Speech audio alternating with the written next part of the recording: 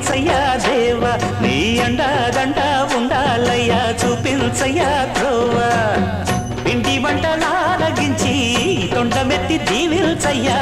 తండ్రి వలె ఆదరించి తోడు నీడ అందిల్చయ్యా ఓ